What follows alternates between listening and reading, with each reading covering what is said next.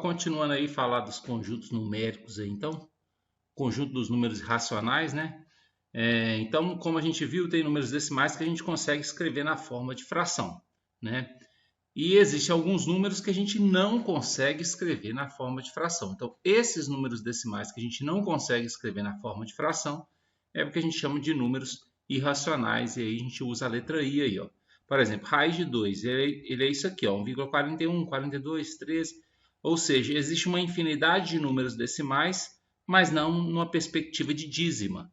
Então, você não consegue escrever isso aqui na forma de uma fração, né? Então, ele é chamado um número irracional, né? O menos raiz de 3, por exemplo, ele é isso aqui, ó, também um número decimal, né?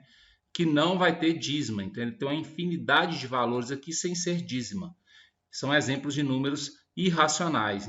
O π, que é o 3,14, 15, 92 e por aí vai. Então, esses números, né, que a gente não, esses números decimais, que a gente não consegue escrever na forma de fração, né, decimais que a gente fala infinitos, né, todos com essas reticências aqui para indicar a sua infinitude, né, não periódicos, ou seja, você não tem a questão da dízima aqui. Esse é o conjunto dos números irracionais. Então, a gente tem uma divisão aqui, ó.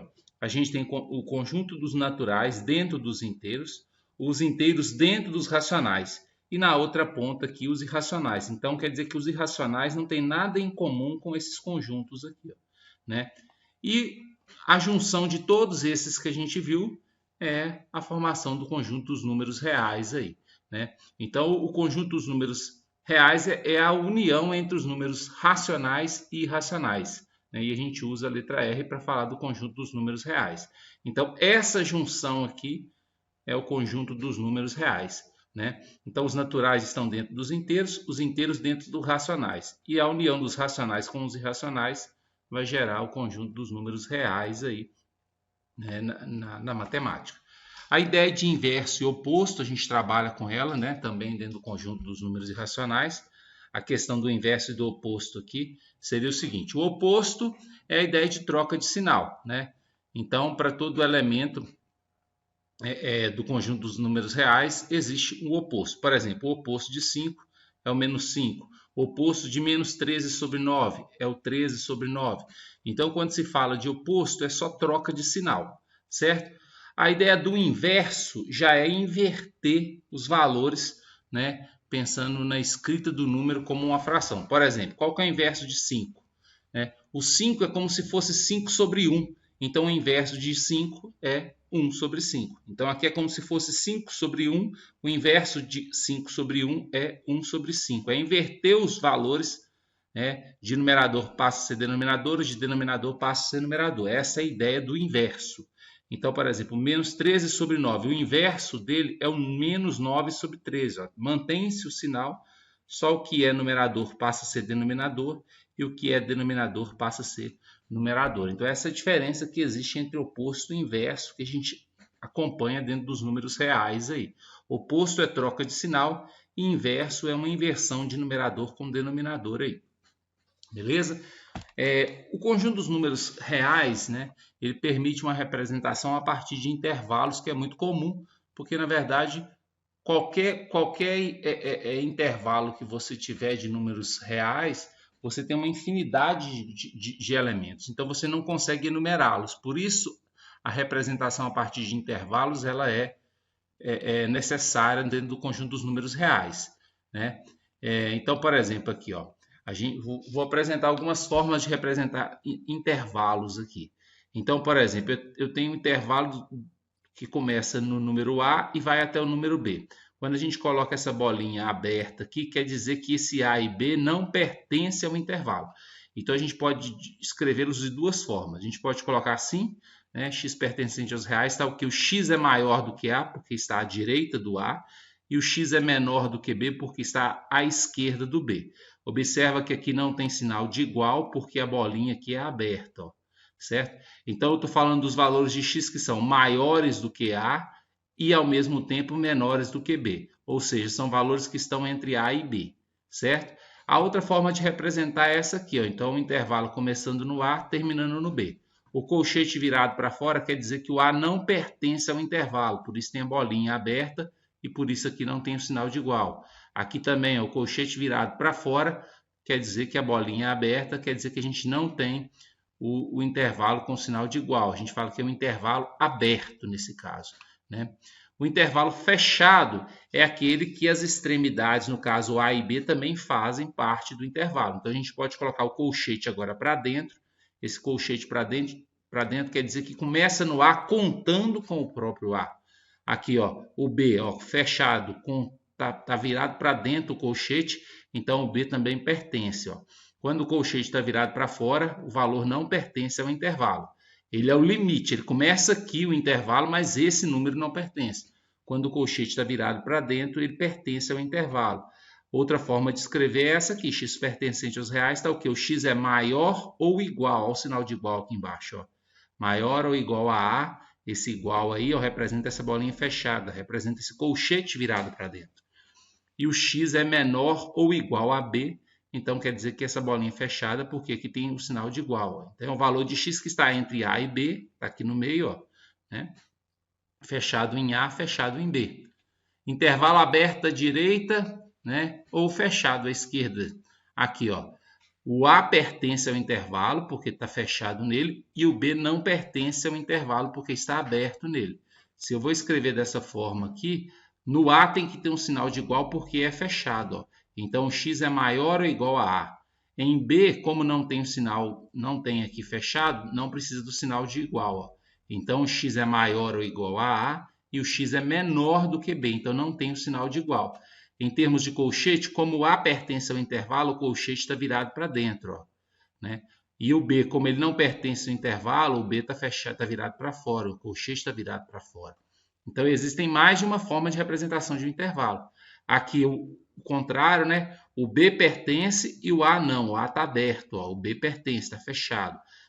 Por estar fechado, tem esse sinal de igual. Então, o x é maior do que A, mas o x é menor ou igual a B, né? Observe como o A não pertence, o colchete está virado para fora, e o B, como pertence, o colchete virado para dentro. Aí é uma forma de representar o intervalo. Existem ainda intervalos indicados pelo símbolo de infinito. Então, esse símbolo aqui, ó, ele representa o infinito. Então, por exemplo, olha, aqui eu tenho um valor, um intervalo, que ele começa no A e trabalha com todos os valores que são menores do que A. Então, eu posso falar que x pertence aos reais, tal que x é menor ou igual a A. Então, o igual aqui, porque está fechado, ó. E aí, como eu não tenho um limite para o final da minha reta aqui, então eu falo que o x é menor ou igual a A, mas se eu for representar, né, nessa escrita de intervalo, eu vou colocar aqui o A fechado, então o colchete virado para dentro, e como eu não tenho final aqui, ó, não tem nada fechando, limitando o meu intervalo, eu represento com menos infinito.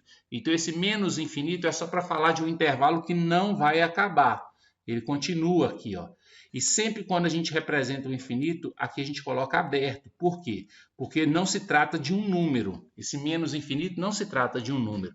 É só para representar que ele nunca vai acabar. Aqui, ó, são os valores menores do que A, certo? Da mesma forma que se eu for representar os valores menores do que A com a bolinha aberta, a única coisa que vai mudar é que aqui não vai ter o sinal de igual. Aí eu falo só x menor que A, e nessa representação com infinito, eu coloco o colchete no A aberto, por aqui não ter bolinha fechada. E aí o menos infinito indicando essa redução dos valores, ó. Da mesma forma que se eu pegar do x maior ou igual a A, ou seja, do A em diante, lembrando que a seta indica o sentido crescente dos valores reais, né? Então, x pertence aos reais, tal que o x é maior ou igual a A. Então, o igual aqui porque é fechado. Na hora de representar, ó, eu começo o meu intervalo com A, tá aqui, colchete virado para dentro, porque é fechado. E como o meu intervalo não vai ter fim, ó, aqui continua indicando que ele vai continuar crescendo, então eu coloco mais infinito para indicar que está indo para o lado positivo. Ó. Observa que quando vai para o lado do negativo, eu coloco menos infinito. Então, menos aqui é só para falar dos valores negativos, né? E esse mais é para falar de valores positivos, ó. Da mesma forma que esse aqui estiver aberto, a única diferença é que aqui não vai ter sinal de igual, x é maior do que A, né? Então o A, como não pertence, colchete virado para fora, né? Não pertence, e aumentando, então eu coloco para mais infinito, né? Algumas observações, Os números A e B são denominados extremos dos intervalos, né? Naqueles intervalos ali que a gente tem. Aqui, por exemplo, eu tenho, né, o início do intervalo, mas eu não tenho fim. Naqueles anteriores eu tinha o início e fim, então a gente chama de extremos do intervalo, né? O intervalo é sempre aberto na notação de infinito, é isso que eu estava falando aqui, ó, menos infinito. Aqui é sempre aberto, onde é infinito é sempre aberto, né? Onde tem infinito, o colchete está sempre virado para fora, porque é uma ideia, né? É uma ideia de algo que não vai parar, certo? E ao invés de usar o colchete virado para fora, a gente também pode usar a ideia do parêntese aí para indicar extremidade aberta nos intervalos. Por exemplo, nesse intervalo, nessa representação aqui, ó, o A ele não pertence. Aqui o colchete está virado para fora, mas eu poderia colocar o parêntese. O parêntese ele representa um intervalo aberto, né? Aqui eu não poderia representar com parênteses, porque aqui ele é fechado. Então, o parêntese ele serve para representar um intervalo aberto também. Então, por exemplo, aqui, ó, como está aberto, eu poderia colocar um parêntese aqui, e aqui, como está aberto, eu poderia colocar um parêntese aqui, certo? Então, aqui, ó, nessa representação, olha só, o A está fechado, porque o colchete está virado para dentro, então não tem como eu trocar por parêntese. Mas o B está aberto, porque o colchete está virado para fora. Então, eu posso escrever isso com esse parêntese aqui, ó. Aqui, por exemplo, o A está aberto e o B está aberto, porque os dois estão com o colchete virado para fora, então eu posso trocar pelo parêntese. São formas diferentes de escrever a mesma coisa.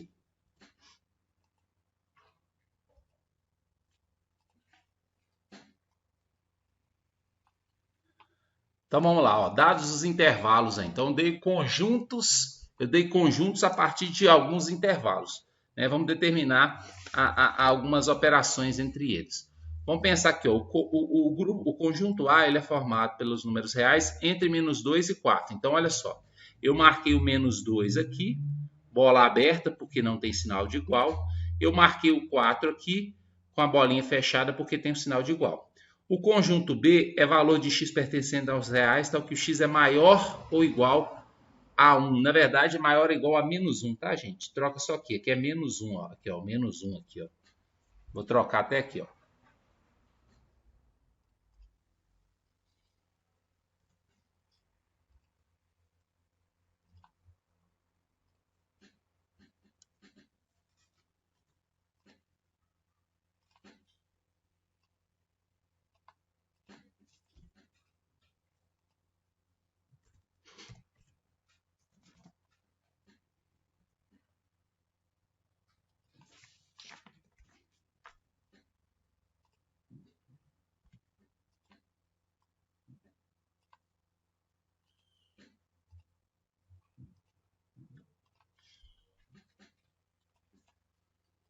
Agora sim, aí, ó. Então, ó, x maior ou igual a -1. Então, marquei o -1 aqui, fechado porque tem um sinal de igual. E como não tem nada que me limite o intervalo no final, então eu coloquei ele para a reta para cá, ó.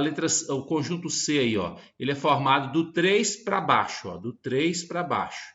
Aberto no 3 porque o colchete está para fora. Como não tem um valor para encerrar o intervalo, então ele vai ficar aqui para o final. Então vamos lá, A união com B. Então vou pegar o conjunto A, que é esse aqui, vou pegar o conjunto B, que é esse aqui, e vou fazer a união dos dois. Olha só, vou fazer umas linhas aqui sobre os valores, né? Então quer dizer, união é juntar os dois. Então ele vai começar aqui meu intervalo, aberto no -2, por quê? Porque como não tem riscado aqui, ele não pertence ao de baixo. Como está aberto aqui, ele não pertence ao de cima. Se ele não pertence a nenhum dos dois, então ele não pertence à união, né? Ó, o 1, -1, ele é fechado porque se está fechado em 1, já tem que aparecer fechado aqui. Ou seja, o -1 já pertence a esse conjunto. Então, ele vai pertencer à união também, ó. O 4, ó, fechado também. Por quê? Porque pertence aqui e pertence aos dois, ó. Está riscado aqui em cima, está riscado aqui embaixo, ó. Então, a união vai ser, ó, dos 2 para frente, ó. Do -2 até chegar no 4 e do 4 para frente, ó, tudo faz parte de pelo menos um dos dois. É como se eu somasse esses dois intervalos. A união é como se eu somasse, ó. Esse intervalo está aqui, então ele vem para cá. Esse intervalo aqui está nos dois, então vem para cá também. União é juntar. Eu junto os dois intervalos, dá isso aqui, ó, né? Ou seja, dá um intervalo de -2 para frente, ó. Só que é aberto no -2, ó. Então, x pertence aos reais, tal que o x é maior do que o menos 2. Ó. Não tem sinal de igual, porque aqui é aberto, né? E não tem um valor que se encerra aqui o intervalo, porque a gente tem ele aumentando aqui numa ideia de mais infinito aí.